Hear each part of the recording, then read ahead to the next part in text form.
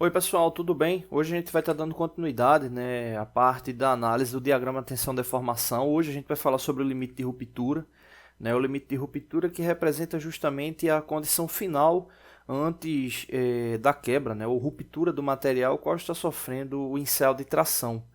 O limite de ruptura ele é interessante porque ele toma como base, a característica justamente de ductibilidade do material, ou também, se a gente levar em consideração a maleabilidade, a ductibilidade que tem como característica o material ser transformado em fios, e ele não romper, então quanto mais dúctil, mais capacidade ele tem de se transformar em fio, e a maleabilidade é justamente ser transformado em folhas, ou em lâminas. Então, um material que ele tem características elevadas, como essas citadas, ele acaba tendo, no processo de tracionamento, após a fase do limite de tensão, ele acaba tendo como base uma relação maior de sua deformação plástica até que ele venha a romper. Então, tem elementos que, quando chega no limite de tensão, ele já tende a romper e outros acabam demorando um pouco mais. Se a gente for analisar esse gráfico aqui, a gente tem como base aqui o limite de tensão e a ruptura ocorrendo justamente nesse ponto aqui. Se a gente for observar no que diz respeito a tempo, a gente está levando em consideração quase o mesmo tempo de fase elástica, até chegar à fase realmente da ruptura, do material. Então, analisando o gráfico, especificamente, o limite de ruptura é justamente a etapa final da constituição do gráfico de diagrama tensão-deformação, que é justamente onde vai ter o rompimento do material. Então, é outra característica importante. A gente vai fazer, na sequência dos vídeos, análise de diagramas reais, de tensão-deformação para verificar as características dos mesmos. Tá bom? Então, o limite de ruptura fica sendo como a última condição ainda de ensaio de tração antes dele vir a romper. Então, elementos que possuem um limite de ruptura muito longo normalmente são elementos que possuem maior capacidade, no que diz respeito à ductibilidade, maleabilidade, enfim, tá bom? Não deixe de se inscrever no canal, toda semana tem vídeos novos. Valeu! Oi pessoal, tudo bem? Hoje a gente vai estar dando continuidade às nossas aulas da parte de resistência dos materiais, especificamente falando sobre o diagrama tensão-deformação. Hoje a gente vai falar um pouco sobre estricção, estricção que é justamente a diminuição, percentual da região da secção transversal, o qual vai sofrer a ruptura. O material vai sofrer a ruptura com base no ensaio de tração.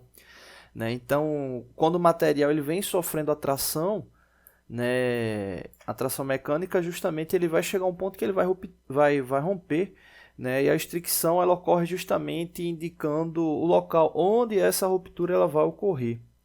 E a estricção tem um detalhe interessante que quanto maior a característica de estricção do material, ou seja, diminuir essa área proporcionalmente, vai caracterizar justamente uma capacidade de maior ductibilidade para o material. Em outras aulas a gente já falou sobre a questão de ductibilidade, que é justamente a capacidade do material ser transformado em fios, e não se romper. Então, quanto maior essa característica de estricção, maior é a ductibilidade do material. Por isso que a gente comentou também aquela condição da condição de tração, especificamente no que diz respeito à deformação plástica do material. Então, a estricção ela tem como base justamente essa diminuição da área, da secção transversal, que indica justamente onde o material ele vai estar rompendo. Quanto maior o grau de estricção, ou seja, essa relação proporcional da diminuição daquela área ali central, mais característico vai ser a capacidade de ductibilidade e indicação do ponto onde o material ele vai romper. Então, nesse caso aqui, você pode observar o elemento mostrando aí em 4 fases a relação de tração, ou seja, um comprimento inicial, o material vai aumentando seu comprimento devido ao ensaio de tração. Ele começa a formar uma região menor no que diz respeito à área de secção transversal, e ele indica justamente o ponto onde ele vai estar rompendo.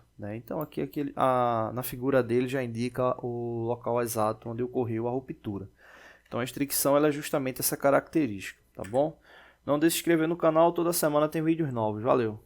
Oi pessoal, tudo bem? Hoje a gente vai estar dando continuidade à nossa parte das aulas de resistência dos materiais. Hoje a gente vai falar sobre corpo de prova, né, ligado a ensaios de tração.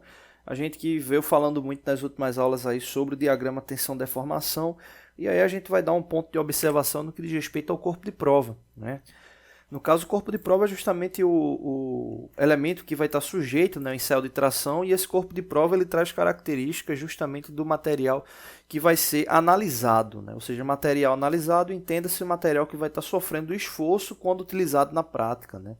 Ou seja, quando sendo utilizado de fato em sua característica de projeto, né? Então, o corpo de prova ele é justamente oriundo dessas características do material. O corpo de prova ele toma como base normas específicas para que o mesmo venha a ser fabricado e venha a ter seus dados de fato considerados como corretos, né? Ou seja, coerentes seguindo as normas indicadas, né? Então o corpo de prova ele tem essa característica, né, que é justamente para se manter a mesma condição do ensaio, ou seja, ter a repetibilidade dos processos, garantindo a qualidade do ensaio a ser realizado, né?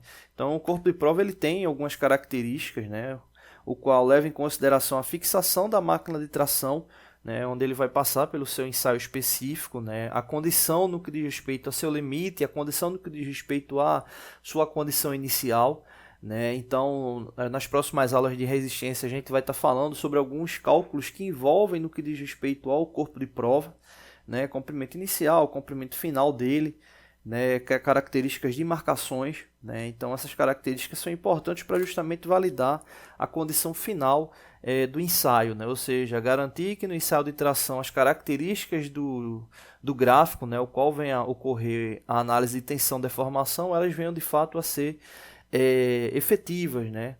E assim, consequentemente, trazerem resultados que venham a implicar na condição específica daquele material enquanto seu uso, né? Então, o corpo de prova não é simplesmente pegar uma parte lá do projeto feito, colocar no ensaio de tração e realizar a tração. Não, esse ensaio ele passa por uma série de pré-requisitos para que ele venha a ter uma rastreabilidade confiável, tá bom?